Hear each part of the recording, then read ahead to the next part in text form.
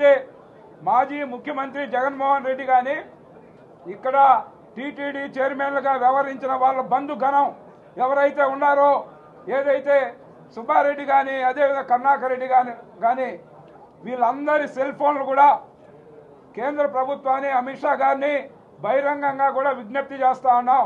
ఇది హిందువుల యొక్క మనోభావాలను దెబ్బతీసే కార్యక్రమం వీళ్ళు 5 సంవత్సరాలు చేశారు. కాబట్టి వాళ్ళ సెల్ ఫోన్లు అన్నీ కూడా ఈరోజు తీసుకుంటే వాస్తవాలు వెలుగులోకి వస్తాయి.